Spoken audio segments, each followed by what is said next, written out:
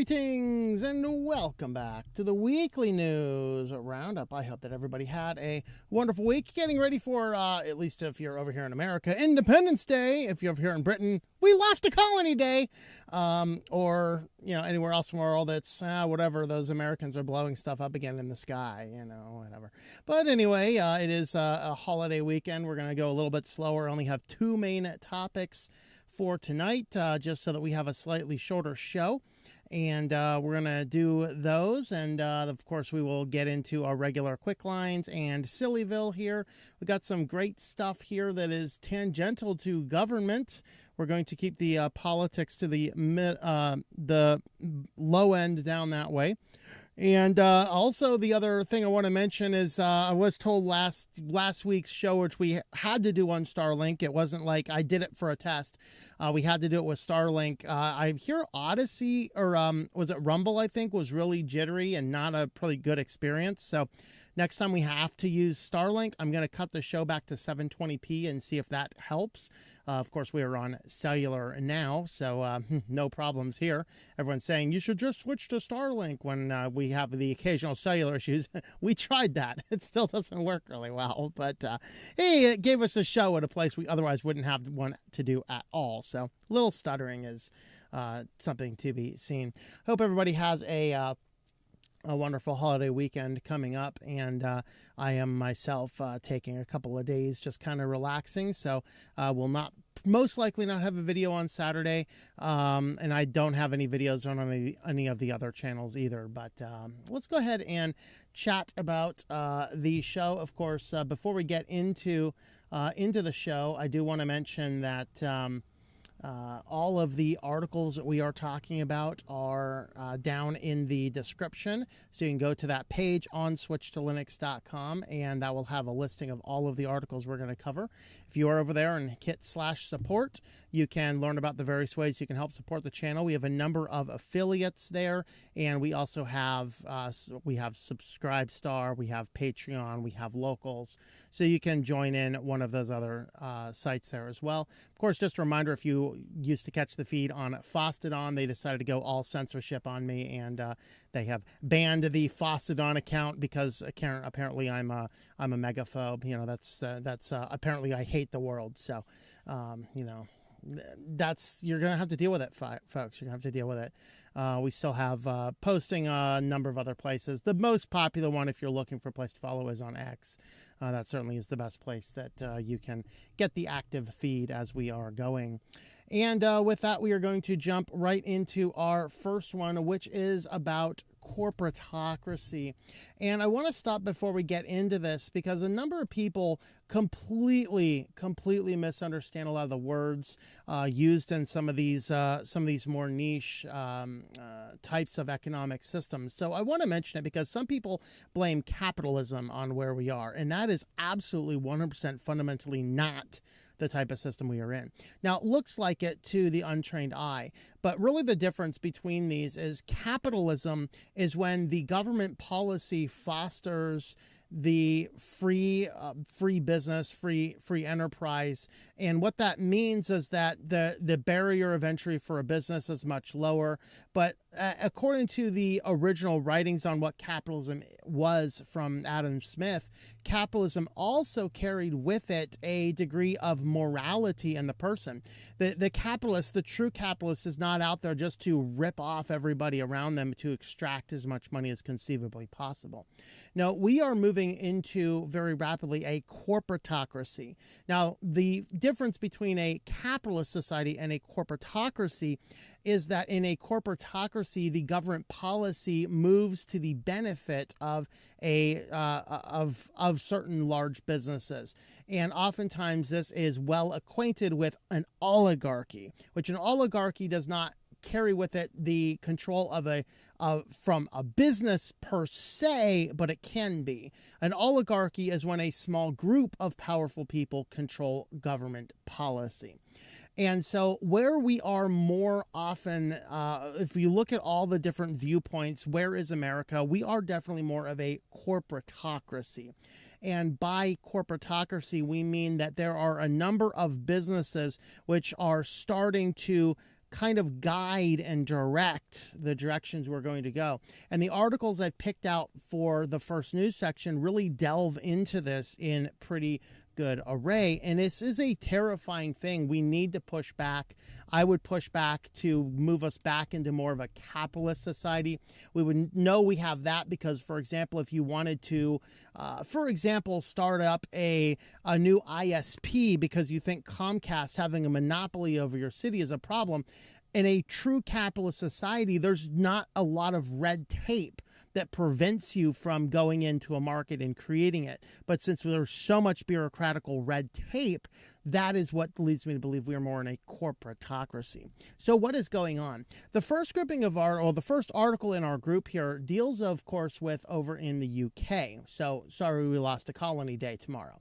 And over here in the UK, a bunch of tech firm leaders are meeting up with the justice system secretary over there, basically the head of the jail system over there, the supreme authority of Scotland Yard, as it were. And they wanted to talk about what would a prison system look like in 2050. Footnotes, Running Man. We were discussing that last night. Everyone would have embedded trackers, and hey, for the added benefit, and just, in 2050, man, there's just so many criminals in there. Just put explosive collars around their necks, and if they get out of line, just pop them like a zit. Now, that's not actually in the article, but what was in the article is, as the headline here says, yeah, some of these big tech companies are talking about putting trackers underneath, subcutaneous trackers inside of criminals. They're talking about utilizing robots to keep people inside of prison systems, autonomous vehicles to drive them around.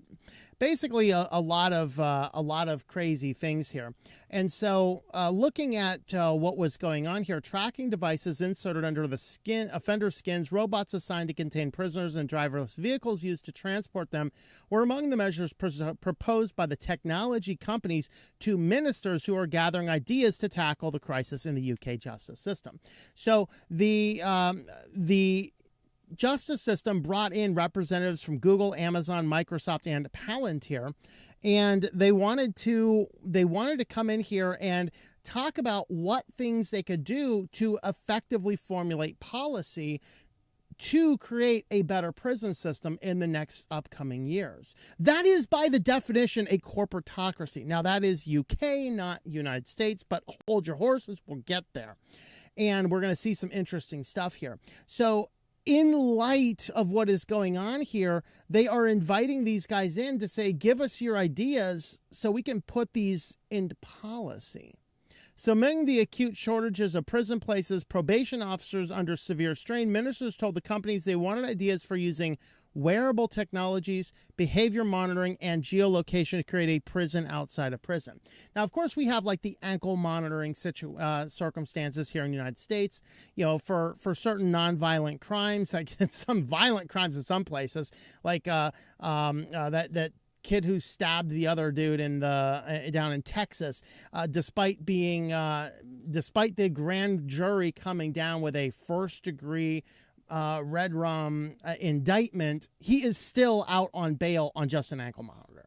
Typically, a violent criminal is held within prison or having a much higher bail than the small amount he had. We can discuss whether that is appropriate or not. But the point is that we already have some of these things with these ankle monitors and geolocations and things like that. So that's not too far out of the realm, but the directions they're going to. Mahmoud, I think is the name, told the tech company she wants a deeper collaboration between government and tech to solve the prison capacity crisis, reduce reoffending, and make communities safer. So, of course, how do you do this? A constantly monitoring and tracking police state will do, and that's kind of where UK is moving towards anyway, but that really is what they're talking about. So they're bringing in the big tech guys here in order to carry this out. So at the meeting last month, which was hosted by the industry lobby group Tech UK, ministers asked the tech companies what digital, data, and technological enabled justice system could look like in 2050. 2050. And real-time behavior monitoring and subcutaneous tracking were among the things listed here. They also said artificial intelligence advisors to support offenders' rehabilitation. So once again, getting this idea that we're just going to solve these problems here, just with, they just need better therapy. Come on, that's what we're being told. I don't think so. And so artificial intelligence to support rehab, robotics used to manage personal movement and containment, including self-driving vehicles to transport them. Now, human rights campaigners called the ideas alarmingly dystopian. You think? I mean, when Orwell wrote 1984, it wasn't designed to be an instruction manual. When guys were writing Running Man, where you had the exploding collars, you get outside the range and, this wasn't a training manual, guys. Come on.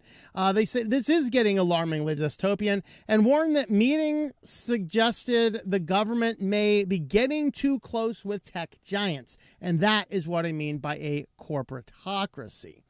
And so, of course, the Tech UK, which hosted the meeting, said it was part of efforts to create a fairer, better, and more effective justice system. How wonderful. Well, that is all over in the UK. We can be over here like, whew, good thing we gained our independence, celebrating that tomorrow. But it doesn't stop there. Here in the United States, it's getting worse. Now, this is one of the things that I am frustrated with Trump. While I do vastly agree with most of the things that he is doing, a lot of the things he's doing, I voted for. One of the things, I know he said it in the first term, I don't remember if he ran on it on the second term, was to remove what's called the revolving door in certain agencies. So this was, again, a first-term Trump thing. I don't know if he ran on it on his second term. But what he said, to understand it, we saw a lot of situations where a vice president of General Mills would leave General Mills and immediately take a high-level position in the FDA. So, of course, the FDA is responsible for making sure that General Mills has safe food. And so a former VP of General Mills is now a VP of the FDA, or whatever the equivalent role is. And then, his term's over and whoop, he leaves there and boom, goes back to General Mills. We saw the same with Ajit Pai. We talked about him a whole lot during his tenure as the FCC chair, I think it was the FCC chair, whatever role he had. And he was a high-level attorney for Verizon, and then he moves into the government position to regulate these companies, and then as soon as he left, he went back to work for these big companies, Verizon among other ones. And so what Trump said his first term is he wanted to end that revolving door. Stop your high-level guys over here from appearing over here. Unfortunately, it's getting worse because Meta boss praises the new U.S. Army division enlisting tech executives as lieutenant colonels. So the military right now is reaching out to multiple big tech companies and saying, hey, we need people with your experience. And they're grabbing high-level officers at these big tech companies and making them immediately high-level colonels in the military. There's nothing suspicious about that. Of course, we're all saying, well, this has nothing to do with it. It's just spontaneously out of the blue, all of these guys from all these big tech companies have now gotten offers to be high-level positions in the military. So Meta's chief technology officer has called it the great honor of my life to be enlisted in a new U.S. Army Corps defense chief set up as to better integrate military and the tech industry expertise. So Boz, this is Andrew Bosworth, is one of several senior Silicon Valley executives commissioned to the rank of lieutenant colonel in the arm. This is Detachment 201. U.S. Army says will fuse cutting-edge tech expertise with military innovation. So again, we have those signs of the corporatocracy entering here in the United States. So Bosworth, who joined Facebook in 2006, was sworn into the Army Reserves earlier this month alongside Shyam Sankar, the Chief Technology Officer of Palantir, a tech firm with extensive defense contracts, Kevin Whale, Chief Product Officer of OpenAI, Bob McGrew, an advisor at Thinking Machines Lab, a $10 billion AI company. They all wore military fatigues at the swearing-in ceremony, but will not be full-time soldiers. They are literally working high level in the United States military and still working in high level positions in their tech companies. This is a terrifying thing that needs to stop. So he said, we reviews a large number of new technology initiatives they're developing, and I can't talk about it more, he says. It's just shocking. They just wanted this old dude to be a lieutenant colonel with apparently no other military experience because he's high level at Meta. I'm a little sus about that one. I don't know about you guys. Some of those problems, the ones journalists like to write about, are around lethality and survival, but some of them are just logistical problems. Yeah, we're going to talk about red rumming and survival and some logistics. Don't worry, mostly just logistics. So that's kind of getting a little bit terrifying there. And then, of course, we did talk about Palantir. Now, I did this video a few weeks ago, and this is one of my least viewed videos. And it's probably because it has a picture of Donald Trump, and it looks like it's a political one, and people probably didn't watch it because I don't want politics. Please, guys, if you do not watch this video, go watch it. This is not a political video. This is a video of a deep, deep, severe warning. I probably should re-release the whole video with a different thumbnail and a different title. Maybe expect to see that in a couple of weeks when I will be out. And I forgot to mention that. I'll mention it on the break. I will be out for a couple weeks. So watch this video if you have not. I will probably re-release this video, maybe make a couple tweaks to it. And I don't know. This video you need to watch. It is about Palantir to the nth degree and what their role is right now in a new contract in the federal government. And we talked about that. We're just going to get very, very briefly into it. This was the best article, which looked at both sides of that position. Of course, Republican privacy advocates in Congress are criticizing the Trump administration's work with tech giant Palantir to analyze what could become a massive pool of government data on Americans. And this dealt with a March 25th executive order from Donald Trump that directed the federal agencies to remove unnecessary barriers to data consolidation. So the problem is if the FBI is looking into somebody and, maybe there's some suspicious purchases being used with Medicaid money, right now there's a deep bureaucracy, which makes it a lot harder for them to merge all the data together. With the Palantir contract, anybody can just get in there and look up any person. Well, that actually is damaging because of the kind of the way our current world works. But that is what they were doing. And so Representative Warren Davis, Republican from Ohio, says this is dangerous. When you start combining all the data points on an individual into one database, it is really essentially creates a digital ID, and it's a power that history says will eventually be abused. If you happen to be among the camp that thinks that the Donald Trump administration is the most evil administration in the world, this should terrify you. If you happen to completely agree with everything Donald Trump does, and you probably don't want to see somebody on the opposite party get into the White House next, this should still terrify you because it's set up and it could be abused by the next turnkey government. And we cover this in a lot of degree in that original video. That was like 35-minute video on exactly who is Palantir, exactly what they are doing. That is a video you need to watch. So these guys are freaks with no sense of humor and a very disturbing sense of morality. Now they have all the data, said the aide said of Palantir, and someone should do something, right? It's like, do something, and then Facebook, or it was not Facebook, Spaceballs, right? Do something, over the intercom, remember? So the company is not surveilling Americans, said the CEO. And in truth, he's sort of right. That's why you need to watch the video to understand the nuance. The view from the Democrats on both sides of the Capitol seem eager to work with Republicans to rein in Palantir, which is known for its secrecy and the occasional bombastic rhetoric of the leadership. I showed a clip on that other video about how crazy they are. The database like this can be easily abused by this or any president and put Americans at risk of a data breach, which is true. Of course, this is all due to an executive order, and then there's some comment from some stupid AI, so we don't care about what that has to say. And then there's some discussion about disagreements, whatever else.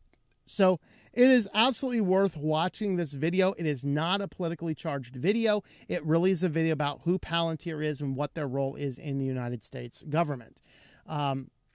But as we are moving forward, it goes a little bit deeper. Of course, OpenAI, this is, they are the company truly that unleashed the AI that will lead us into enslavement, imprisonment, extermination, or best case scenario, the world of idiocracy. Okay. And so OpenAI wins $200 million U.S. defense contract. And this is pewy type stuff on top of other things. Of course, they do say down here that everything must be consistent with OpenAI's usage policies and guidelines. Of course, we have to mention that those guidelines and policies can change at the flick of a hat, So we're not supposed to blow stuff up. That's in the policies. OpenAI, want to change the policies?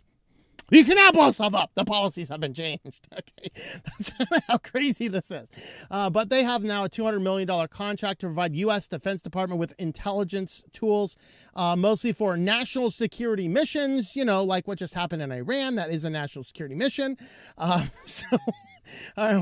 We have to and are proud to and really want to engage in national security areas. Of course, everything has to be consistent with our policies. I can change it any minute. There you go. All right. And of course, the last one, this was the only sign of good news. I was actually going to do this on a separate topic, but we couldn't find enough articles on it. This is really the only big positive pushback to the corporatocracy in the United States. In the big, beautiful bill, which I believe just passed the Senate in pretty flying colors, so it will probably become law. One of the things in there was an AI moratorium, which had a 10-year ban on states passing individual state laws regarding AI. And it turned out that that ended up being a major controversial thing. So in a 99-1 vote, that moratorium was taken out of the big, beautiful bill. And so effectively what this means now is that while the moratorium is removed, it means that states are now free to have their own laws relating to AI. Which is good, because if you look at like facial recognition, Illinois has some of the strongest facial recognition laws in the country. So if anybody kind of uses your face and just feeds it nonchalantly into a facial recognition database, you can actually sue them directly for thousands of dollars. So it'd be good if some states come out and go, AI is kind of problematic, and start doing it. Now, the AI companies were all against this because it would create what they call down here an unworkable patchwork of regulation that could stifle AI innovation. Okay, and so that really is the point there, is that they didn't want this. This was lobbied heavily to make it into the big, beautiful bill so that states could not put the brakes on AI. Nobody was going to put the brakes on AI. We just got to let AI do its thing, guys. That's terrifying. Very terrifying. So most Democrats and many Republicans warned the ban on state regulation would harm consumers. That's completely true. And so while the bill did pass, that moratorium was removed from the bill. So that really, truly is some excellent good news on the topic of corporatocracy. So there is what corporatocracy has to do. Hopefully we didn't step on too many toes, and hopefully we were as non-political as possible when talking about politics and technology. The problem is that, we oftentimes hear in the Linux space and in the technology space, keep politics out of it. You can't keep politics out of it. Politics are a part of our world, and politics are a part of policy. So can we at least set aside our basic feelings for the opposing feelings that lead to things like, banning you from Fostodon for talking about Waymo cars being called to a riot to be set on fire? Can we like set aside the deeply held politics and talk about the real issues? That's all I'm asking for. And so that kind of is the circumstance. All right. I did see a couple in the comments. There are a couple new people here. Welcome, new folks. I do address comments here in a bit. We have one more big section, then I'll take a comment break, and then we'll get into our quick lines. The next topic we are going to talk about is we have a little bit of information from the EU requiring sideloading on Apple and how Android is kind of going backwards in the United States. So I've always said, of course, that Android is definitely not an illegal monopoly because it allows sideloading. Well, that's starting to fade away a little bit. Well, at the same time, at least in the EU, Apple is forced to open itself up.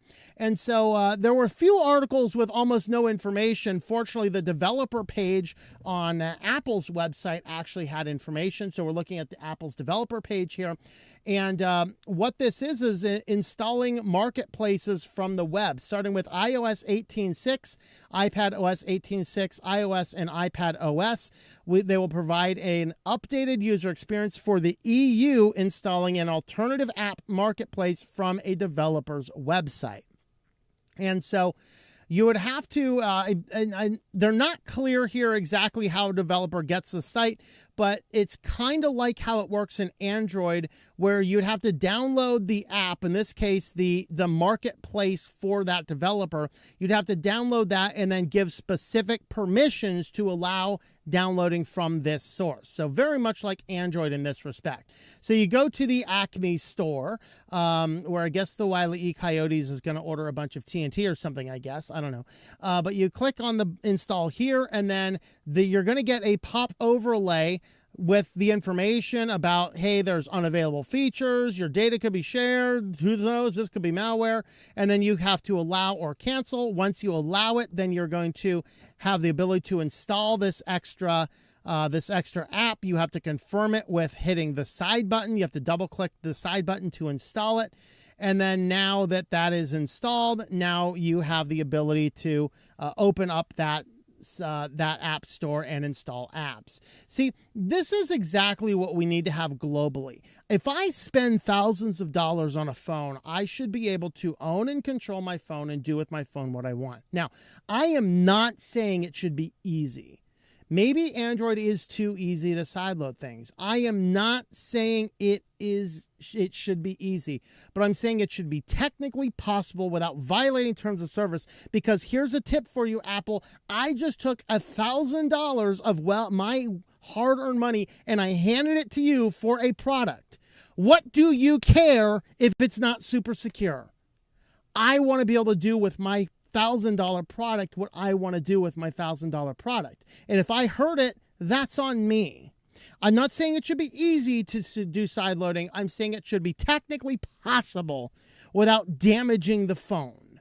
And that's unfortunately where we are. So installing applications from the web. So install Backyard Birds. They're an app installation from the web. You have to go into the settings.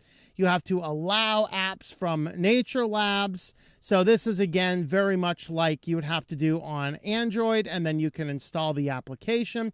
And then any subsequent applications from the same developer are a lot more streamlined. Again, just like Apple, just like Android. And so this is actually moving in a proper direction. Now we just need these type of consumer-friendly laws in the United States so the people in the United States have the freedom and flexibility to install apps on their phones as well. Now, as I've always said, Android is always better because it allowed sideloaded. Of course, on Android, it's quite easy. You can download an app from a number of different places. You can grab like the F-Droid store. And then once again, you need to go in. You just need to download the app. If you're if you're taking sideloading an app from a third-party source or developer's website, you have to make sure it's from a reputable company that has a good reputation. Well, that's what a reputable company is. But okay, we'll forgive the grammar there. But yeah, you do want to make sure. This is why I think maybe sometimes Android is a little too easy to sideload. But yeah, you do need to make sure it's from a good, reputable source. And sideloaded apps may not receive regular updates. You have to be aware of that. You would have to manually update them in most instances. There are some apps that will update themselves. This says here legal. There may be illegal to sideload an application. I have no knowledge of anywhere it's illegal to sideload or any app that's an illegal sideload. I guess if it's doing some crazy, shady, illegal thing, possible, but And then, of course, review your app permissions. And really, what's kind of funny is everyone's like, you got to get them from the Google Play Store so they're safe. Yeah, but the Google Play Store distributes more Android malware than any other store, I promise you. All right, so sideloading and installing applications can be done with third-party app stores. Of course, I recommend, they don't mention it here, F-Droid.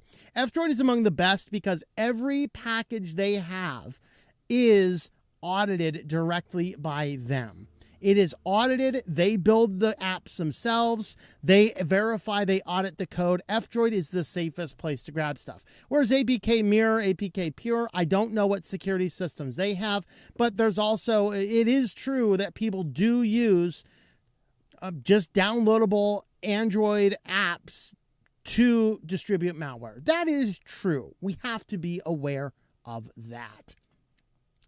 And there's a little bit more information there, but I wanted to get into, while UK is being forced to move in a more positive direction, Google is going backwards. Android 15 cracks down on sideloaded apps even harder to protect users. We're all little babies. If you guys didn't catch the PewDiePie video, I did a video on PewDiePie, and I highly encourage you to go watch the 2 videos he's done on this space. One of his primary reasons for switching to Linux is that Windows was just treating him like a baby. Come on, man, it's just here to protect you. We're just going to protect you. I don't want protected. I want to use my device as I want to use my device. Let me make these decisions. Or at least have a way. You should never have this app access was denied. Okay, no. There should be an app access denied. Would you like to get around this and install it anyway? Tell me what's so wrong with it and let me make up my mind. Okay? But I should, once again, if I'm paying a lot of money for my phone, I should never run into a situation where I'm prevented to install an app that I know I want to install. So for power users, no question, being able to install apps from outside of the Google Play Store, i.e. sideloading, is the biggest advantage of Android compared to iOS. But many hackers rely on sideloading to infect users' devices with malware. That is true. But stupid people are going to do stupid people things, unfortunately. We cannot prevent consumers from being able, we cannot prevent intelligent consumers from properly utilizing their devices to protect the stupid people who are going to break things no matter what we do. Okay, that's the thing. So Android 15 is going to make it harder for sideloaded apps to obtain sensitive permissions. So there are 2 facts they mentioned. The first is sideloading is a common vector for malware. Again, that is true. You just need to make sure that you are aware of where you're downloading things from. I either grab them directly from the developer or from F-Droid. Those are the cases. Aurora Store is an option, and there's a few other places. Second, the restrictions do not apply to third-party app stores as long as they're utilizing all the pre-built APIs and things. So basically, as long as they're playing nice with Google. And I do not know if F-Droid plays nice with Google in that respect. I have no idea because I run my phones without any Google Play services, but I also don't use my phones for anything sensitive, and you should not either. You need to stop using your phone to authenticate things. You need to stop using your phone for banking. You need to stop using your phone for money transfers and for doing all sorts of other personal things. A phone is not a secure device, even if you know what you're doing. So if this occurs, the purpose of the restricted settings feature, Android considers apps to be sideloaded if they were installed from an app that didn't use the purpose-built API designated for app stores. Typically, this includes installation from apps like web browsers, messaging apps, or file managers.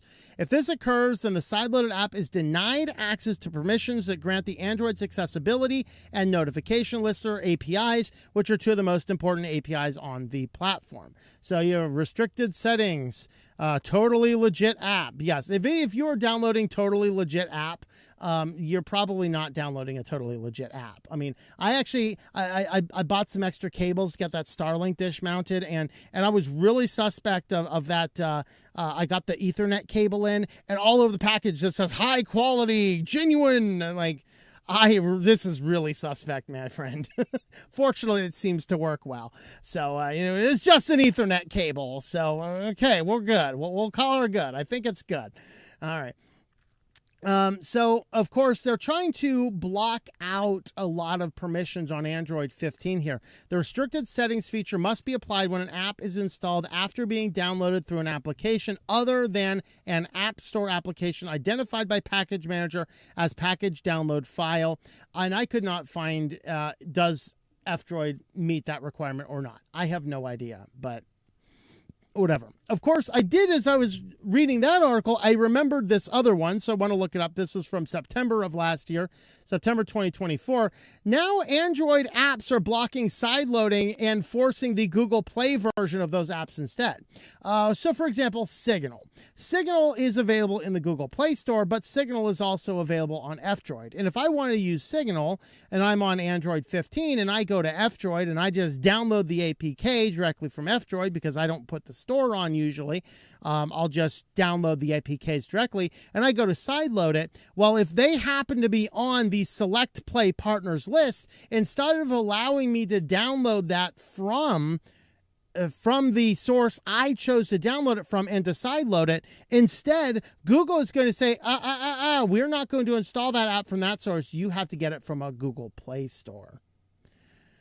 And so that's kind of what they're doing here. You might sideload an Android app or manually install APK package if you're using a current version of Android that doesn't include the Google Play Store. Until now, the existence of sideloaded ready APKs on the web was something seemed to be tolerated if warned against by Google. However, now they are turning this around. If you're trying to install a number of different apps, they're going to give you a pop-up that says, nope, got to get this app from the Play Store instead. And they're just going to redirect you over there. So Google Play Integrity API is how apps have previously blocked access when loading onto phones that are in some way modified from stock OS with all Google Play integrations intact, which included Graphene OS, which basically meant that some of those apps would not work. I think that matter has been resolved by now, but again, I don't know because I don't use my phone for anything that requires authentication, and you shouldn't either. Right? Use computers for that. You have a whole lot more control over it. Graphene has questioned the veracity of Google's Integrity API and safety net attestation systems, recommending instead the standard Android hardware attestation, which is basically, is this phone's bootloader locked, which Graphene locks the bootloader. So it would meet that, but Google doesn't like that. So, Google developer video about automatic integrity protection at the 12-minute mark notes that select apps have access to automatic protection. So this means that they are automatically doing it on some, but some other apps could probably reach out to Google and be like, hey, do this. Why is this important? Well, if you want to consider using the Brave browser, there is now an official F-Droid repository. So if you've used F-Droid or you haven't used F-Droid, if you install the F-Droid app, you can go in and add custom F-Droid repositories. So Brave now has the official repository inside of F-Droid. Now, what this means is F-Droid grabs source code, verifies everything, compiles everything, and makes them available. But it requires a little bit of cooperation with a developer. Brave says we don't have the resources for that, but what we can do is monitor everything ourselves and give you an F-Droid repository, which is actually good. It's kind of like in Ubuntu, it's kind of like a PPA, right? If I use a PPA for KeyPass XC, which gives me passkey support on the current version of Linux Mint, whereas the repository version of Linux Mint does not have passkey support. And so I use the PPA in Linux Mint in order to get that functionality running. So this is effectively like that. Brave is maintaining the repository for F-Droid, allowing you to download the official Brave through the Brave source code on F-Droid. So, of course, now if that happens get added to that list because, Brave is going against some ads and stuff on Z2Bs, and that happens, Google might be like, hey, I see you're trying to install Brave from an unauthorized source. You need to grab it from the Play Store instead. So that's kind of the stuff that we are seeing in there. So there's our second main topic. We're going to do about 5-10 minutes or so of comments. Then we will get on into our QuickLines. And let's see. And Ant-Man, what is this channel about? I switched to Linux and found the channel. Yeah. So let's go ahead. I'm going to start over on Matrix. We're going to monitor over there, see if there's anything going on in Matrix. Oh man, there's a lot going on in Matrix. Let's see. What do we got? Oh boy, how much is going on in Matrix? There might be a lot. Let me see what I can see here. Just a Bill? Yes, I'm only Bill. I'm just sitting here on Capitol Hill. Oh, dear. Guess get on Graphene OS and more. Informed consent. If you got it from the box store, it's not. Then wonder why people buy from Amazon instead of Best Buy. Yeah, I've been trying to buy a bunch of parts and stuff this week to do some repairs. I stopped at every local. Guys, I'm wasting my time spending gas driving to those local stores. I should just buy everything from Amazon. That's a sad state of affairs, but unfortunately it is that. We got 52 watching on Zatubies. We got 14 watching over on Rumble. AG Main 5020 $20 Rumble rant. Why, thank you very much. Facial recognition will claim you are Grizzly Adams. I need to let the beard grow a little bit longer. This thing gets out of control. And a few months ago, I was like, I either got to shave it off or get it under control. It turns out my clippers can keep it really well under control. So I decided to keeping it down. I'm not looking as much like Grizzly Adams, but maybe I need to grow more facial hair, and so that all of the AI stuff can just see me as Grizzly Adams. I don't know. Anyway, thank you for the Rumble Rant. That is always appreciated. Rumble Rants, we have YouTube Super Chats as well. I don't think I have anything turned on for Odyssey at this point in time, as they had to change their payment processor, and I have not had a chance to look into the new one. Dan Kelly's on. Greetings, Dan. How's it going there? Ivan's over here. The Anchorage with the Banhammer. Happy 4th of July, all. Why, thank you. And you yourself. I know I'm dating myself. Uh-oh. Hey, you could be dating an AI instead. Ooh! All right. Oh, yeah, I don't quite remember that one. Too much Star Trek. Yes, TOS, not new stuff. Let's see. All right, we got one more comment over there. All right, leave our pin right there. We got 11 currently watching over on Odyssey, Reverend Odyssey. Bibbly bop, greetings. Yes, let's have capitalism unchecked and unregulated. I mean, what could possibly go wrong? No, because that's where you misunderstand capitalism. Because capitalism itself, capitalism is not anarcho-capitalism. Anarcho-capitalism says the government backs off and lets every company does whatever. That's ridiculous nonsense, especially if you just convert to that, because now you have a whole bunch of companies who can literally outprice everybody. That's not capitalism. Capitalism is government policy works to support the free expression of business, which is radically different from letting every business run roughshod and do everything that they want. There are radical different things. And so I'd encourage you to spend a little bit of time read about anarcho-capitalism, read about oligarchies, read about corporatism, read about corporatocracy, read about oligarchy, and go ahead and read about Marxism while you're at it, especially if you're in New York City. Let's see. When Orwell wrote 1984 is not supposed to be an instruction manual. Amen to that. Did you also want to vote for $700 million of taxpayer money, drop a bomb on Iran for no reason whatsoever? I'm not going to sit here and say it was no reason whatsoever. I'm not in the position of the military to make that call. But you know what? The only person who would be a perfect president is Jesus. Okay. Jesus is not on the ballot. I had to choose between an incompetent buffoon with no platform and no brain cells rubbing together, or a person with a platform who is legitimately doing a lot of things that I agree with. And I will take the things I disagree with, like the Palantir deal, like possibly some of the war stuff, but I kind of need to see what's going on in there a little bit better. And to be honest, I haven't looked because I don't care. So you know what? There is never going to be a case when you have a perfect president. You got to go with the best you can do. Okay, and no, Trump is not acting like a tyrant or an emperor. If Trump was acting like a tyrant right now and you're in the United States, you'd be arrested for saying that. He's not becoming a tyrant. Not at all. Not at all. So let's see. Wait, so states will be able to regulate AI, right? Yes. So removing the moratorium means that states can now pass laws regulating AI in their state. Yes, that is correct. We got 50 watching on ZTubies. We're going to jump over to comments over there now. Greetings. Ivan is on. Commodore fan. Hello. Had another tooth pulled this week. Oh, no. Not too much pain. And it's the last time I go to the dentist until next year for a checkup. There you go. Also, happy 4th of July and everything. There you go.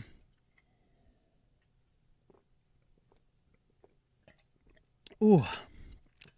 Hello, Night of Light. Greetings. I'm glad you made it. News Folder 19. Hello. Hello, everyone. Survived the last Saturday's tornadoes in South Dakota, only 10 miles from my house. Yikes.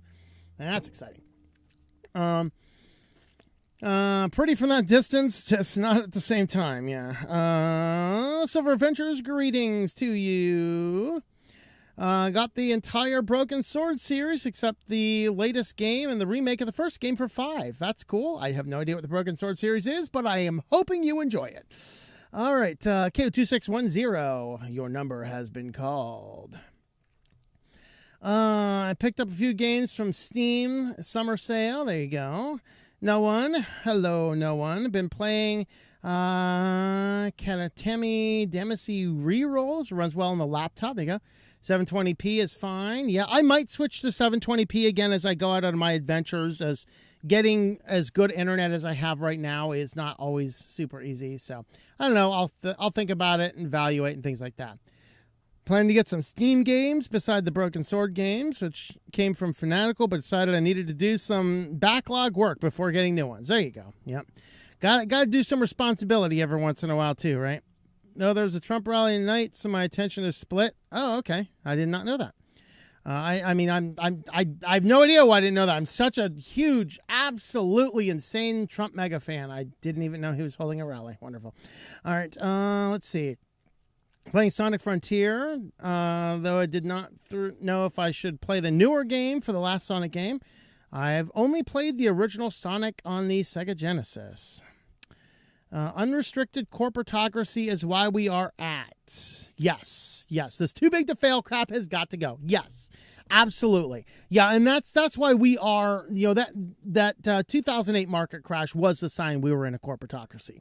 When the government comes in and bails out a bunch of banks so they don't fail, and then the CEOs who ran those banks into the ground got multi-million-dollar bonuses for running them into the ground on the tax dollars, that was the sign we were in a corporatocracy.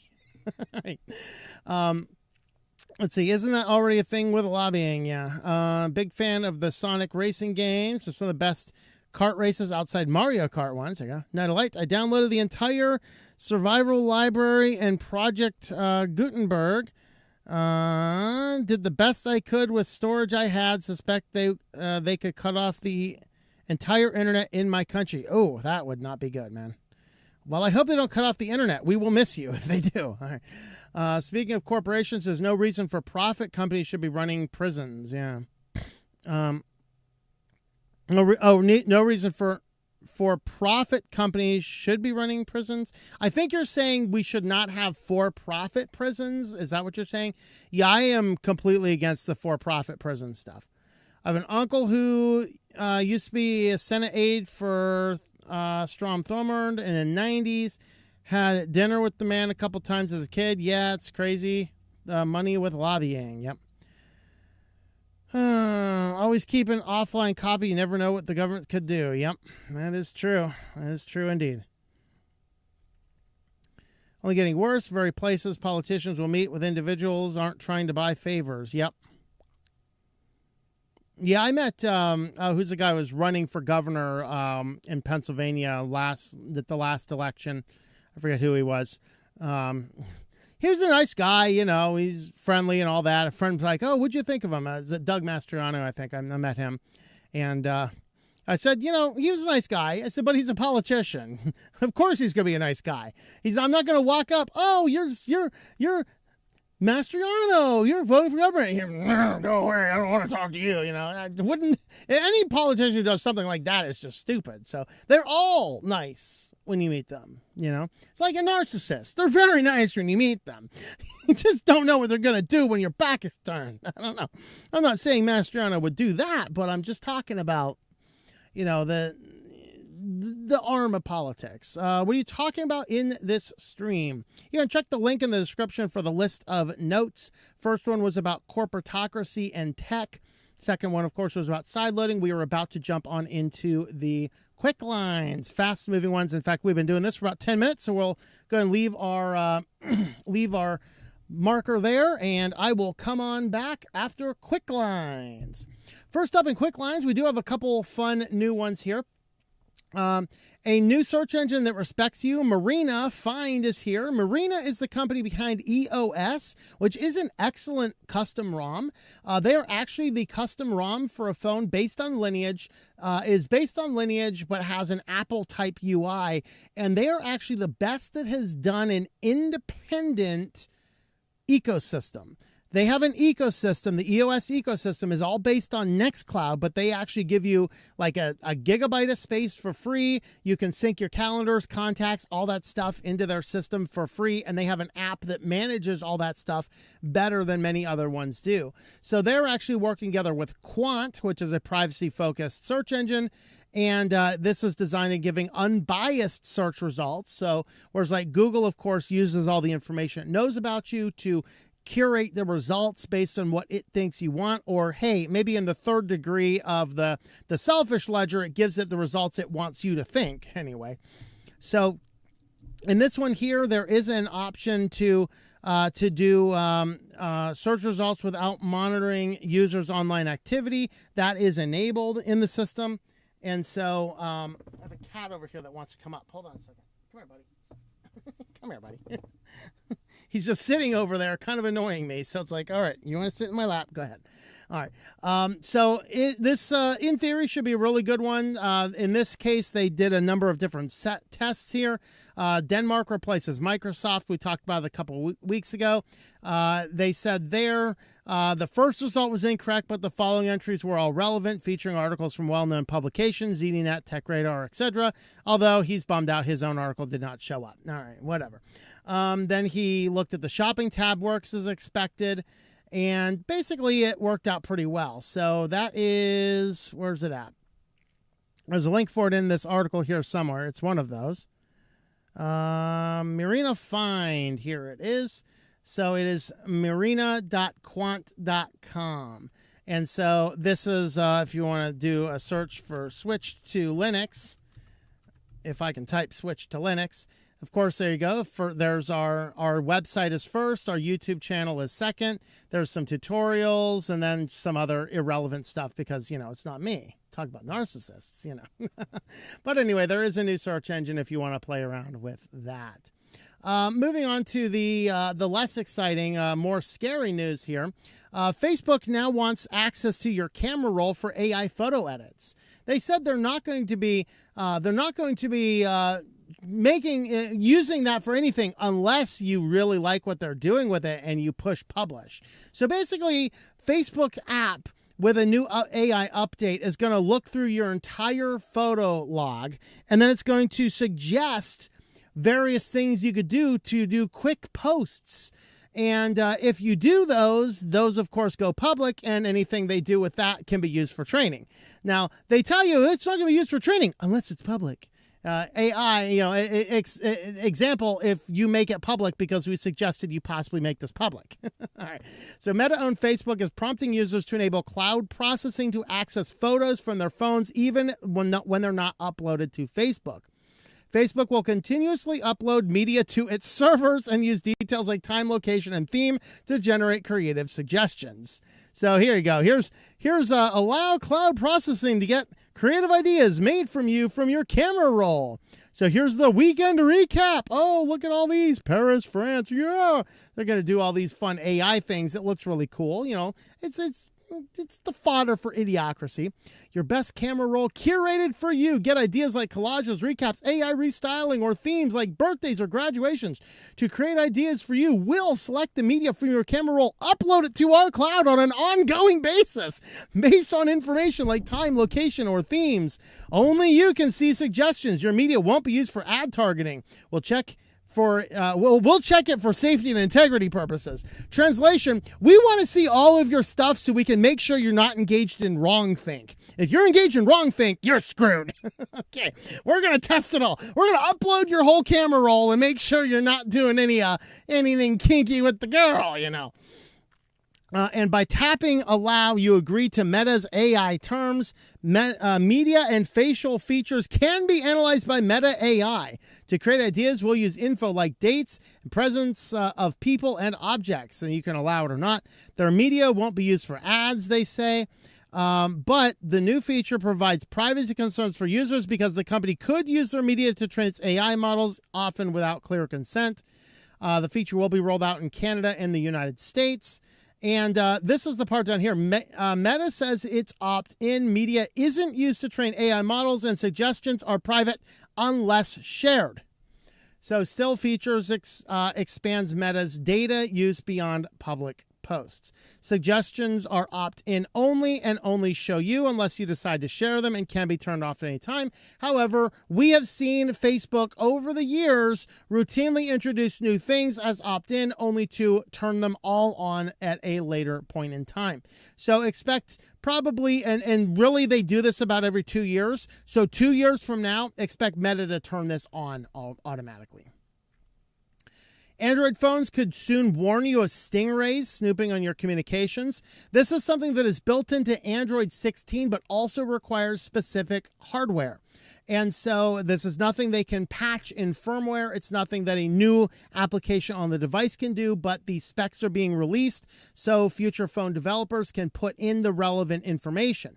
Of course, if you are unaware, a stingray is a device that can act like a cellular tower, and so your cell phone will connect to a number of different towers, often the closest ones to you. And so a stingray spoofs that, and that allows them to do a man-in-the-middle attack and to spy on your communications going back and forth. So stingrays can trick your phone into revealing private communications, but a change in Android 16 could allow new phones to detect the spying. There's no indication it's happening on the suspect's end, which is another reason the machines have become so popular with police. Oftentimes, if there is a protest or a rally, the police will run drones overhead, and those drones have stingrays, and they can then intercept all of the communications going on between people in that crowd. There's also evidence that cell simulators have been deployed by mysterious groups outside of law enforcement. So that is frightening. So in the new mock-up here, if your phone happens to connect to a stingray, it will give you a warning about non-encrypted connection, allowing you to reject it or not. And then so you can turn it off until your phone connects once again to an encrypted network. To unmask fake calls, the cell towers, Android phones need to have version 3.0 of Google's iRadio hardware abstraction layer, which has to be supported at the modem level. And this is an example of a stingray. So they would just use this. And you can detail where a phone is. You can triangulate the location. You can spy on the communications. So phones that launch on Android 16 later this year, like the Pixel 10, will be the first to call out fake towers. In the meantime, you can still disable 2G connections to limit the impact on the cell stimulators. Well, other insecure phone stuff, your Bluetooth headphones are vulnerable, most likely. 29 different Bluetooth earbuds from Sony, Bose, JBL, which Dan told me last night is all owned by the same company. So these vulnerabilities could be exploited to spy on users and even steal information from the device. So if the Bluetooth headphones are available but not in active use, and somebody gets within the Bluetooth range, which is about 10 meters, 30 or so feet, then they can connect to the device, and then depending on the model of Bluetooth headphones, they can go in there and they can turn on, turn off various features. They can go in there and they might be able to see your contact list. It just really depends on what model of headphones, because it depends on what type of information they have available. To perform the eavesdropping, the listening device must be turned on but not in active use. And then check the link in the description, of course. You can get the whole list of them, which is Bayer Dynamic, Bose, Arismax, Jabra, JBL, Marshall, Sony, and Tufel, various models thereof. And of course, there is a popular ByteDance owned software package allowing you to edit your TikTok videos on your phone. So, you know, why do you possibly need a computer? Just record that stupid video on your phone and then edit it on your phone and then upload it with your phone. Why not, right? Because TikTok requires dead brain cells. So popular TikTok video editor CapCut used to trick victims in a phishing scam. And it sounds like, to be clear, this is not them. This is somebody spoofing them. You've probably all seen the spoof emails. They claim to come from Microsoft or Amazon or some bank. And I really enjoy getting them because it's like I don't use any of these services. So if I get one of these suspicious emails, there is a change in your Apple account. There's not an Apple account on this email. You know, so effectively it's one of those, but there is a subscription. They're basically sending you an email that looks like it's from them saying that they have successfully signed up for the subscription, but you need to cancel really quick if this wasn't you. So of course you do that by clicking the link inside of the site, and that's how they have just spoofed you. It ends up landing on a page that will end up taking you, I don't think I see a picture over here. Yeah, it's in the picture here. You click on the link, it takes you over to this one here, sign in with Apple, which is the huge button. You hit that and you enter your Apple information, and they have now phished your Apple password. So you have to be very careful. Of course, if you're not using CapCut, you probably won't fall for this. If you are using CapCut, you probably will. So just a reminder, I mean, there's even a case. I received an email today from a legitimate company I do business with. They're like, hey, we need to file this report, but we don't have the information. And I was like, I'm not clicking the link. I went right to the site. I logged right into the site. I found the notification in the site itself. And that's actually when I went ahead and did the work there. So just make sure, do not click links in the emails or deeply verify what it is before you do. It is a spoofed email, imitates CapCut's branding to boot legitimacy, and notifies the victim they just subscribed to the paid version of $50. And, of course, you can click now to cancel that. The credentials are relayed to the attacker, which they can use to access people's images, messages, and other sensitive data. They can also use it to make purchases, causing financial harm as well. So, you know, be careful of all suspicious incoming emails. And Amazon now has 1 million robots on its floor, and they're now really close to outnumbering the human workers. So as the Amazon robots are ramping up, the real workers are ramping down. Of course, Amazon's like, we're not getting rid of real workers. Sure. Amazon has revealed how it has nearly as many robots as humans in its workforce after deploying its 1 millionth robot across its warehouses and operations, Wall Street Journal report has claimed. The effects on the workforce might not be as bad as it sounds, and plenty of human jobs remain for now. Don't worry, they'll come. Of course, we did talk about a couple weeks ago, the Amazon now is putting some delivery robots in the vans. I'm wondering if the delivery drivers can get up there and have the van, like have the robot go and deliver the package to the house while they're out there in the back peeing in their bottle. This could definitely be a good thing for the Amazon workers. They can get that urination off into that bottle while the robot delivers the package. Gives them like a 1-minute break to take care of business while the robot's, actually delivering the package. So I don't know. We'll see what happens with the robots. Deep Fleet, of course, is a foundation model built on AWS tools designed to coordinate robot movements. So they're building robots to move the robots. I think I saw that happening in the movie 9, which, if you don't remember, was a post-apocalyptic movie because the machines took over and it destroyed humanity. So there you have it, folks. Who's going to be the one to create it? Is it going to be Amazon? I don't know. Google begins rolling out AI search in YouTube. How wonderful. They killed Google search.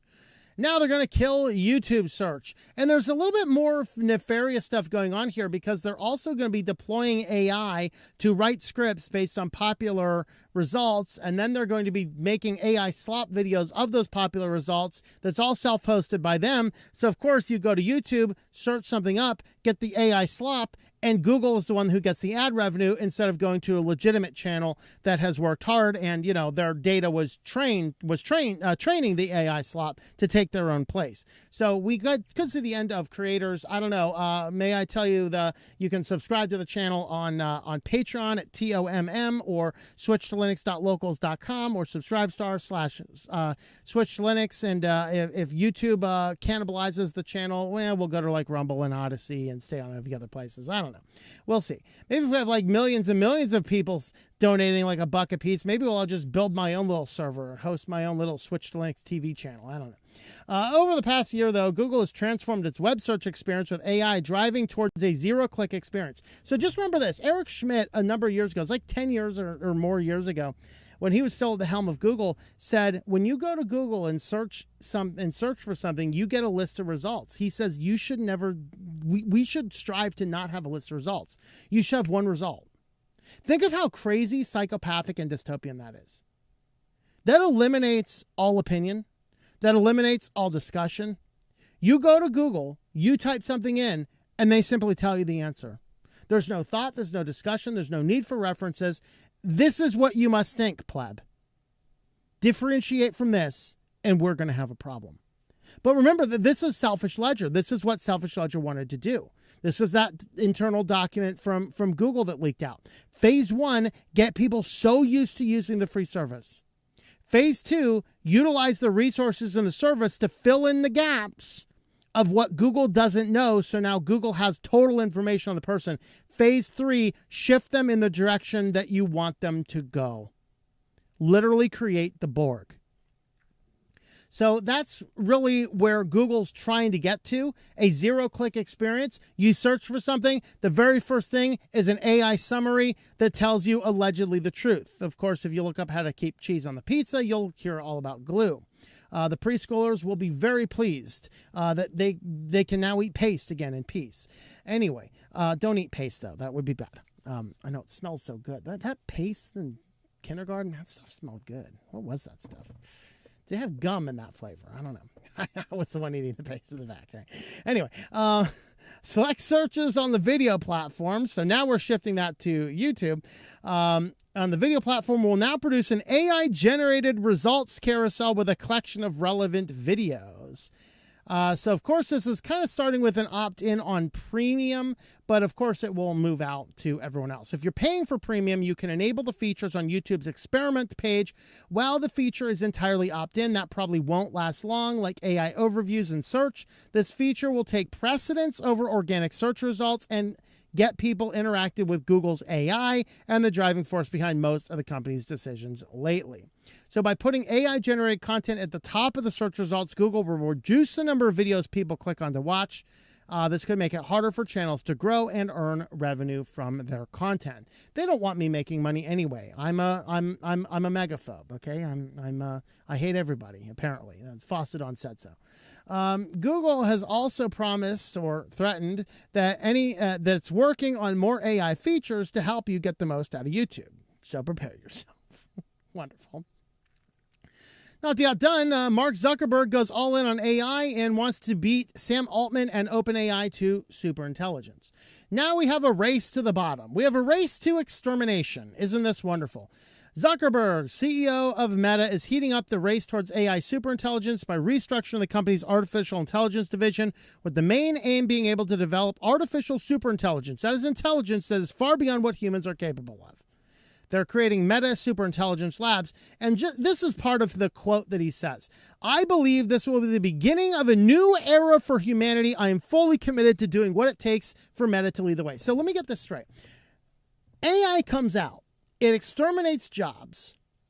It deeply empowers scammers, phishers, and frauds to do a lot better job at fraud. But it's not good enough to be used in courts, to be used widespread in medicine. It's not good enough to be used anywhere else outside of these scamming resources because it is so detrimental and destructive. Not only that, its hallucinations is based on training data from the worst of humanity, because bad news is what sells, and it's trained on the bad news of the world because that's the publicly available information it's used to train on. Which is why when AI hallucinates, it always hallucinates about S-word misconduct. It never hallucinates by saying, so-and-so built a children's orphanage.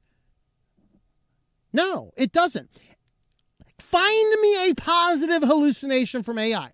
So, the basic level AI is this dangerous, and you think that super intelligence is going to somehow transcend bad into good. This is the problem with all these tech bros. They're all humanists who believe that mankind is, by nature, good people. Mankind is inherently sinful. Mankind, if you give them a stone to better pound the fruit, they will pound the other guy's head instead. That is the nature of mankind. Now, that can change. That's a topic for another channel.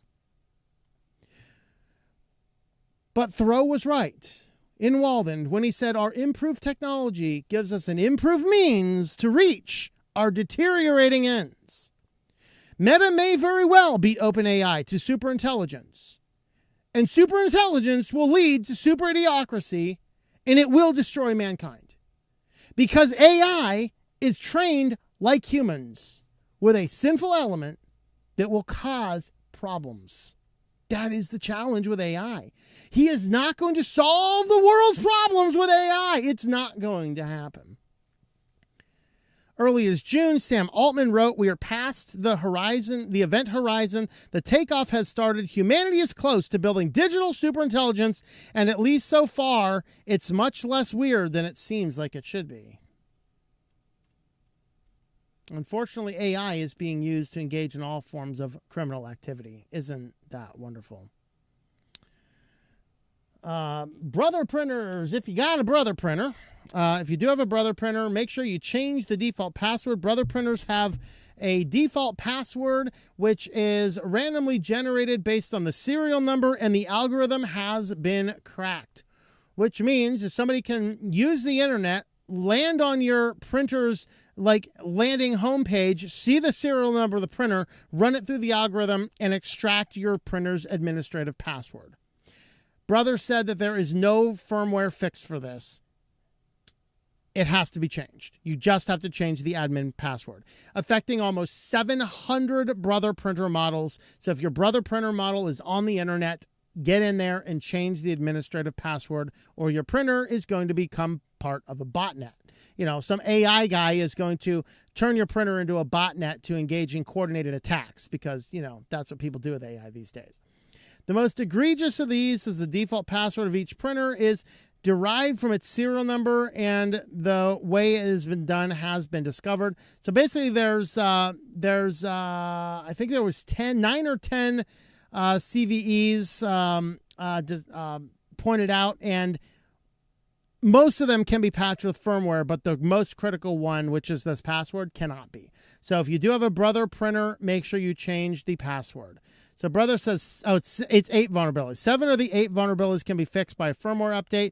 This should be done by all users. And isn't it kind of interesting that we got news that Brother printers are pushing out a firmware update to make them behave like HPs? AE won't be able to print on third-party cartridges. Isn't it really shocking that all of a sudden we have this major thing that needs to be completely updated, so you got to update the firmware on your printer and kill your third-party cartridges? If they're indeed doing that. I don't know. We'll see if that is true or not. Maybe they were right. Maybe there's a little glitch. Who knows? Maybe the best option, okay, guys, keep your printers off the internet, okay? You really don't need to print an office document from your phone from Starbucks if you're not at your house. You know, you just don't need to do that. You don't need to be printing stuff to pick up a physical piece of paper from your printer when you're not in the vicinity of the printer. Okay, printers don't need to be on the internet. Okay, maybe we need to just air gap these things. I don't know. And our last of our quick lines, Microsoft has changes in Windows in order to attempt to prevent the next CrowdStrike-like catastrophe. This is a little controversial because their change might actually lock out antivirus companies. And that really is a concern here. So, of course, the CrowdStrike crash was partially due to how antivirus or like anti-malware software works in Windows. In other words, it can patch the kernel. So security vendors and their AV products generally have access to the Windows kernel, the cornerstone of the operating system that sits between your hardware and most of the applications. So what they said here is they're going to do a seemingly minor change that got big impact. A private preview of the Windows endpoint security platform will allow endpoint security vendors to start building those solutions to run outside of the Windows kernel. So this would weaken antivirus. So CrowdStrike, Bitdefender, Asset, SentinelOne, Trellix, Trend Micro, and WithSecure are the companies that have the ability to build antivirus in the kernel. So it would appear as though on the surface, it would appear that they are still allowing them some degree of access, but there's some questions there. Security vendors can develop security apps that operate in user mode, but not that they must. It's not clear what this announcement is a first step towards booting third-party security companies out of the Windows kernel entirely, or if it's simply a new, more foolproof option for companies whose software doesn't need that level of access. So in other words, it's possible Microsoft is doing this to make sure that Windows Defender is the only true antivirus that can access the kernel. It's possible that this could be a move to lock out all other antivirus companies. But it's not clear because Microsoft is about as slippery as a snotty doorknob. And so, you know, you never really quite know what's true or what's not. Companies like Symantec argued that restricting the access to the kernel was anti-competitive. This is back in back in 2006 with Vista going from 32 to 64-bit edition Windows. Symantec argued restricting their access to the kernel was anti-competitive and that would give Microsoft's own security products capabilities that third parties could not provide. Of course, this is really before Windows Defender was a thing. And so that's really the battle here is that Microsoft could be doing this in order to lock out the individual antivirus companies from doing the best level of antivirus that they can possibly do. So that is a distinct possibility. And with that, we're going to jump on over to our last grouping of articles. Let's join your favorite place and mine. Welcome to SillyVille. New Yorkers, I'm not sure what is the bigger problem your city has, the fact that an actual Marxist won your Democratic primary, or that this thing exists. Let me know in the comments if you're a New Yorker especially. So this is this scary, frightening pink foot thing that's covered with mouths and tongues, that there's a nearby bench that this person can sit on with a bike pedal and it squirts people that walk nearby. What in the holy hell is this? Did somebody eat some weird mushrooms on their pizza? New York style psychedelic pizza. What do you think? So here is the thing. It squirts. And it's terrifying. What the hell is this thing? It's just a giant pink foot. You sit on this pedal bike over here, and then that'll just allow you to spray it. So there you go. What? Maybe it's time for the collapse of New York City after all. I'm going to vote for the Marxist. New York City needs to fall. All right. So, whatever this thing is. This thing apparently was created in Switzerland to water a garden, and somebody brought it over here. Okay, whatever. I don't know. We have an update. All right. So if you remember, we talked about the crosswalks. I got to turn on my audio for this one.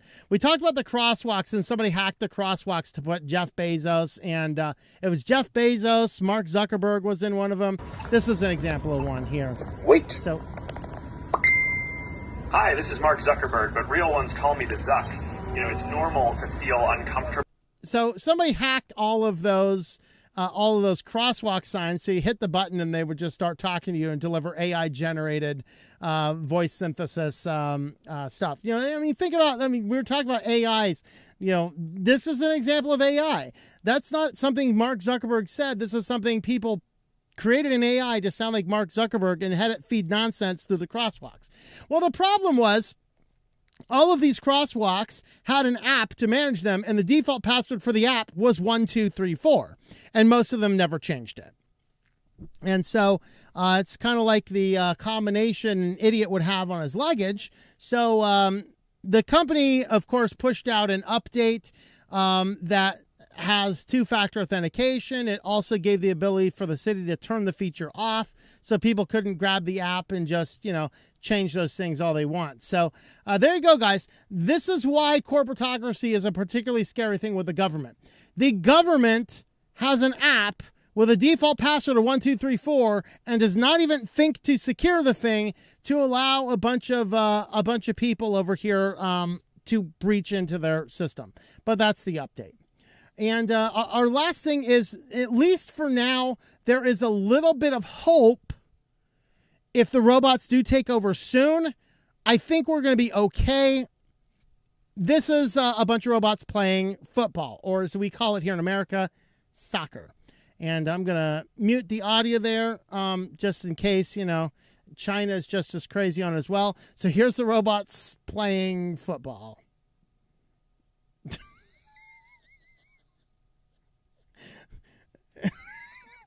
I think we'll be able to get away. I'm not sure.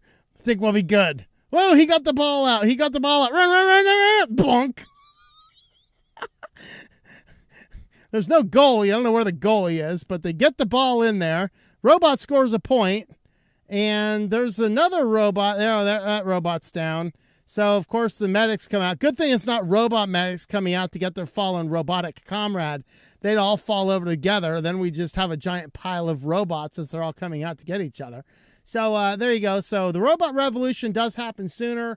We will be able to get away right now. Just kick a soccer ball to it. Maybe come over, push it over. Maybe trip it, or just run really fast. They seem to have a hard time running. But anyway, the robot revolution is here.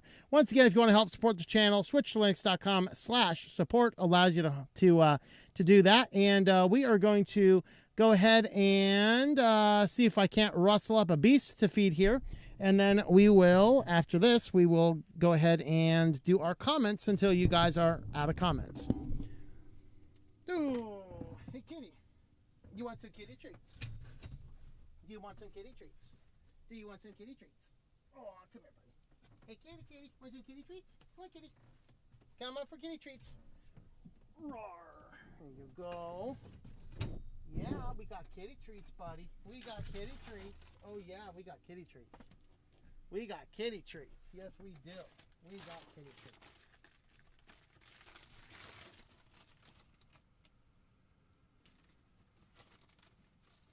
We got kitty treats. Yes, we do. And we got kitty... Ow! Let go of my finger. Stupid cat. Yeah, buddy, that was my finger. He's your wife. That was my finger. You little dummy. Give you one more for that, because that was ultra cute. Just don't eat my finger this time. Thank you. There you go. Yeah. That good stuff? Is that good stuff? Yeah. Here's your good stuff. Huh? Here's your good kitty. No, here's your good kitty.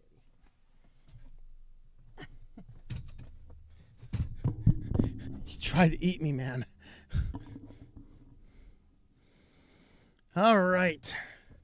Got 57 watching on Zatubies. That is the end of the main content. We're just going to be answering comments from here. So if you want to hang out and watch some comments, go ahead and hang out. And if you don't like the comment sections, then you can go ahead and head out.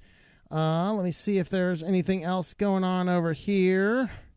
What is CapCut? We're on Matrix right now. CapCut is an editing software for TikTok that is made by ByteDance.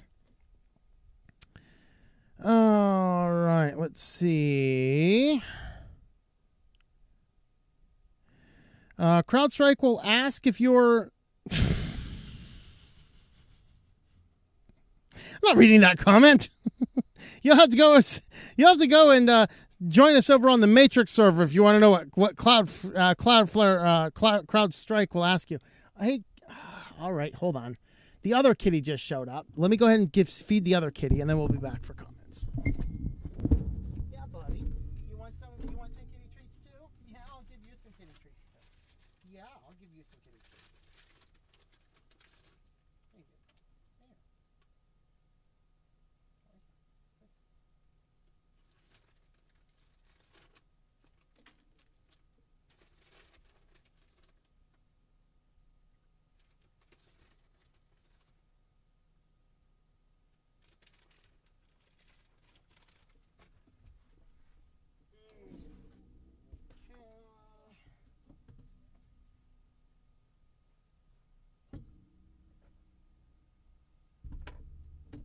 I'm looking for the kitty trick, kitty cat. It fell. I'm looking for it. Okay, I don't see it, kitty cat, but you've already had 4, okay? You've had 4, Mr. Piggy. All right.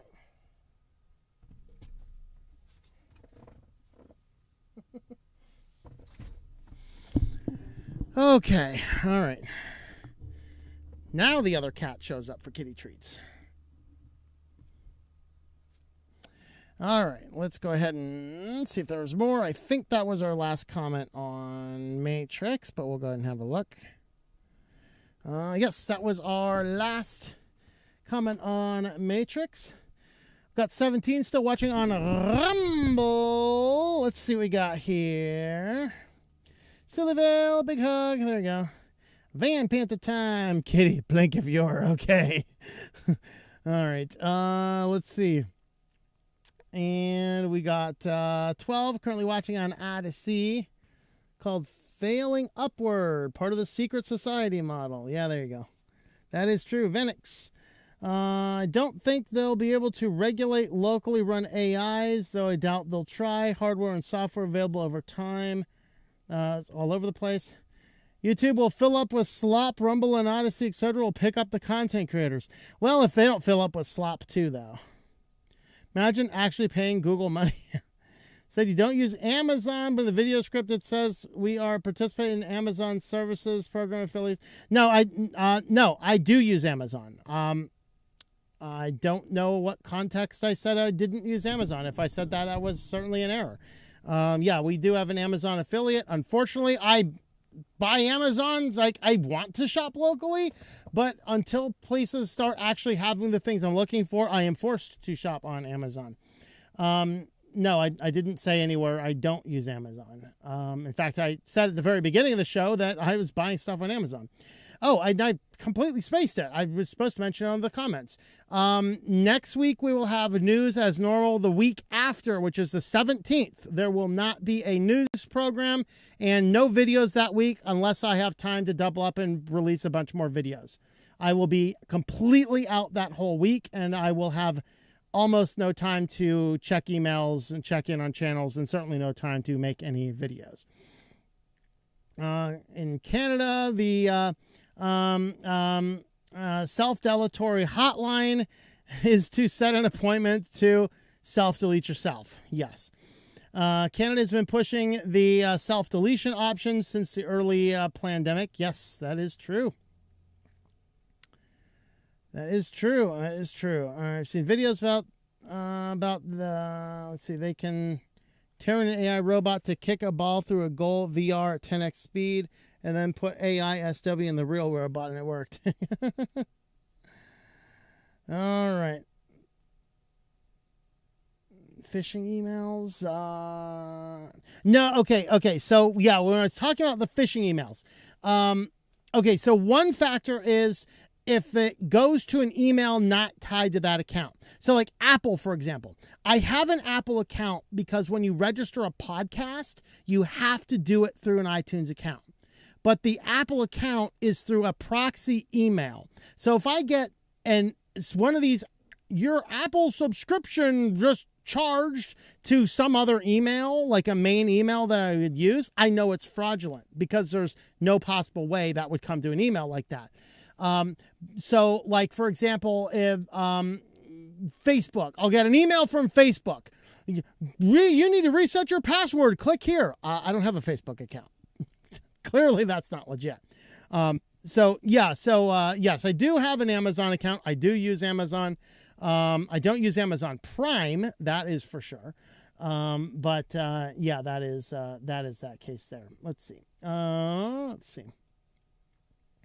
Amazon is too convenient, even in van life, guys. Even in van life, because there are free pickup locations all around the country. In fact, was it not last year? It was the year before last. My propane hose went bad, got a hole in it, and so I just go into the Amazon site, enter my location, my approximate location. It tells me, okay, this city over here, Amazon pickup location, schedule an order, pick up there.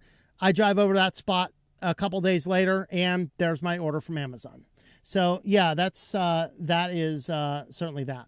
All right, 51 watching on ZTubies. What is this channel about? I switched to Linux and found the channel. Yeah, so we cover Linux, but we also cover technology, privacy, things like that. And a lot of the reason why I do that is because I switched to Linux. Like a lot of your Linux channels just talk Linux.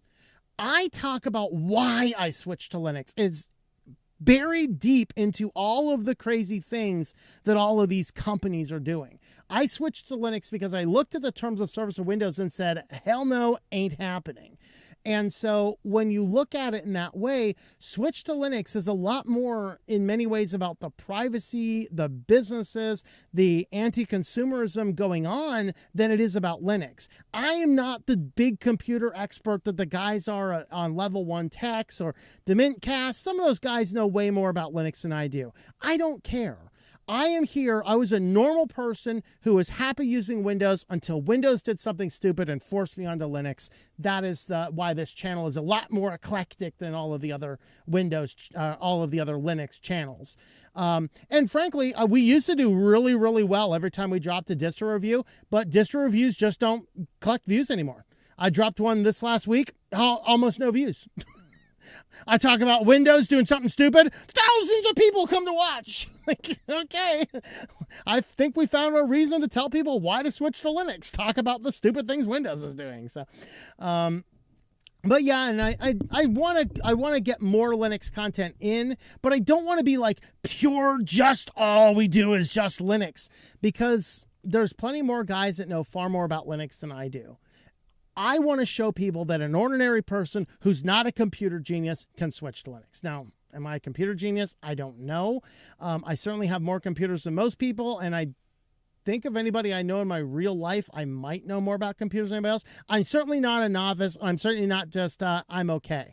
I mean, I can build computers. I can install operating systems no matter what they are. I'm fluent in all three of the main operating system types. You know, I'm not a hardware guy. I couldn't tell you the first thing about this graphics card versus that graphics card, things like that, you know, but that's kind of where it is. So, you know, second movie coming out, I should rewatch Spaceballs. All right. What is Weekly News Roundup? WNR is the Weekly News Roundup. We just collect news articles from the week, and of course our new iteration we're doing right now, we're only about 2 months into this new iteration. We are reaching into past stories to supplement the current stories. So we started with one or two current stories in each of our main two topics, and then I went back to grab other stories that provided context to it. So we're trying to do that to bring a lot more of the why back into it. Ubuntu is a good, I'm not sure Ubuntu is a good beginner distro anymore. It used to be. It's not bad. I certainly would not discourage somebody from using Ubuntu if that's what they want to use, but there's other ones that have taken its place as being a lot more user friendly. But absolutely. I mean, I am happy when somebody uses Ubuntu over Windows. Started with Zorin, then switched to Ubuntu. Yeah, all right. Disagree with Solus Budgie. It's far easier to use if you don't have to deal with the snap packages. Yep.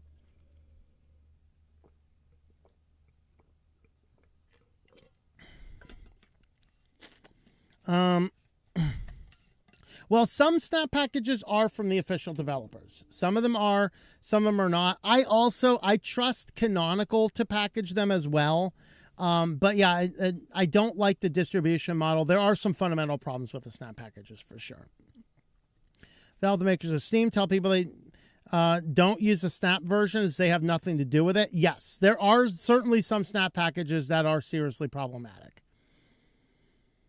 What's wrong with Wayland? I thought Wayland was... no, okay, so no, Wayland is actually not dev or user-friendly. Wayland is much more secure than X. It is a more secure profile. The problem developers have with it is with X, you just have to write to the window. With Wayland, a developer has to do extra work to specifically get it to work with Wayland. So there's extra development steps. User friendliness, that's a hit and miss. That completely depends on which application you're running. So Wayland is more secure, but we don't have all the bugs worked out of it yet. So if it's working for you and you're not having problems, stick with Wayland. If you're frustrated that things just don't work in Linux, switch to an X-based distro, like Linux Mint. You're going to find it works a lot better. You lose a little bit of security, but not a lot. Android Wild West for apps. Yep.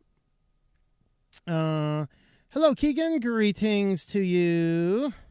Wayland's not yet 100% stable across the table. Yeah. I only use LMDE or straight Debian. Zorn, Endeavor were okay. Do not use MX Linux at all. All right. Let's see. Seen that video? I switched to Linux because of Windows bloatware. Yep. There you go. Doesn't certain distros have NVIDIA driver installed by default? Yes. Some of them do. Some of them you have to download an NVIDIA specific one. So like Pop! OS is an example. When you download Pop! OS, you have to specify if you have the NVIDIA or an AMD graphics card. And so you have to download the correct distro. Linux Mint will give you options to install NVIDIA on the install. And some other distributions have that as well. Some distributions have one distribution, and on the first boot up, you choose if you're running OpenGraphics or NVIDIA, things like that. So it depends on the distribution. But NVIDIA is getting a lot better. You find that fragmentation because for a while NVIDIA was not open source friendly, and so the NVIDIA drivers, while they are drivers worked for Linux, they were proprietary, and some people didn't like that. And so NVIDIA didn't work super well, particularly for people that want to stick with pure FOSS. And so it caused a problem earlier in the days. That is resolving itself. It's not totally resolved, but NVIDIA has decided that the Linux market is actually pretty big, and open sourcing the drivers is a wise idea. So we're starting to see some of that turn around now.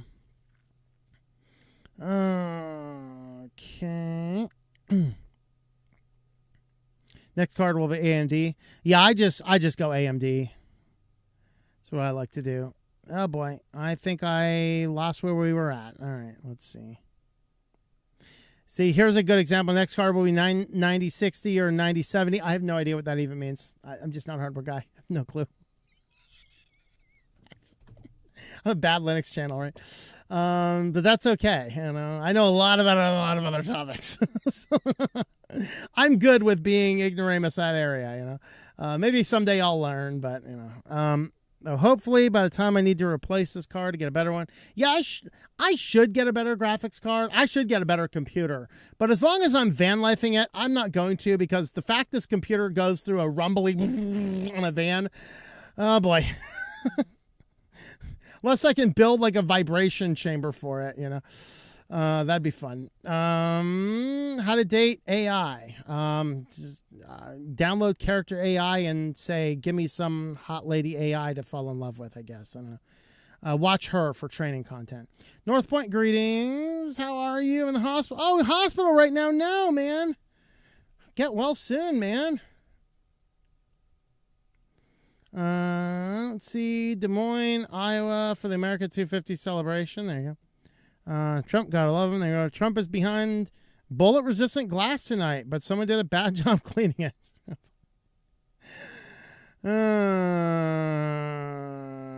Personally, like DuckDuckGo myself. Will admit if I'm on my phone, Google Maps is still the best with Android Auto. I don't know, man. Don't even think about Fossilon. Oh no, come on, man. You want to ban me for no reason? Oh, I'll mock it up. That's why we put the ban around the Fossilon, the Mastodon logo down there, right? I'm not removing that thing. Nope, we're just going to keep that X over there, and I'll talk about it frequently. I just think it's hilarious. All right. Let's see. Doomed. We're all doomed. That's Crazy Ralph would say. There you go. Can I join Matrix? Yes. Ivan will hook you up. Okay. AI recommends AI videos with AI ads viewed by AI bots. It's an AI world. The dead internet theory has arrived. Check out the Brax 3 privacy phone. Yeah, I don't know. I'll have a look. It's like the Teletubby. What a waste of water. I know. They are Chinese robots, so it's not surprising they're lagging behind something like Boston Dynamics. Yeah, there you go. All right. Being on Linux is not going to stop the stuff you're talking about tonight. That being said, Windows 11 at home is most definitely non-private. Well, I mean, if enough people will sit down and say, no, I will not compromise. That's the thing.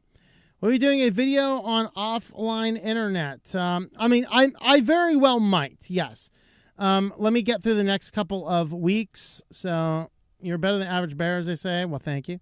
Can I use Element to join? Yes. Yeah, Ivan will hook you up. I think we had some of the rooms, if not all of the rooms, locked down. We were getting bot attacks. So Ivan can definitely hook you up with getting in there. That's the Anchorage, can hook you up with getting in there.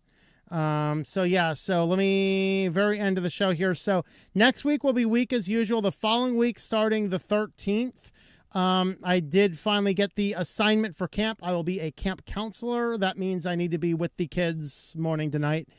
So I don't have any breaks.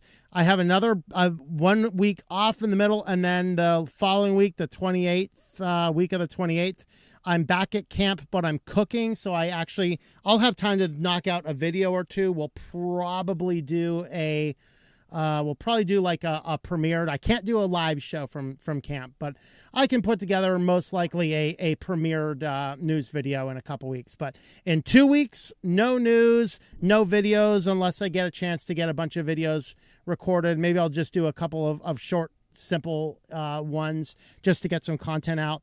But yeah, I'll be doing the camp counselor thing for a whole week. So it'll be very tiring. It'll be very awesome. Those that are believers in our good Lord Jesus, you can pray for it. It is a Christian camp. I don't know what age kids I have yet. I think we have a pile of first years. So it'll be really fun. And then also one of the teachers is my mentor in Christ. I fought hard to get him there this year, so it'll be good. It was more I twisted, not like I was having a hard time twisting his arm, so I convinced his wife to make him sign up to come. So he's going to come and be one of our teachers. So it'll be a lot of fun this year. So there is that. We are going to wrap up the show here. Thank you guys for watching. I am going to take a couple days off here, so don't expect videos. Probably Monday we'll probably work on getting a video up. With that, guys, thank you for watching, and I hope that you enjoy switching to Linux.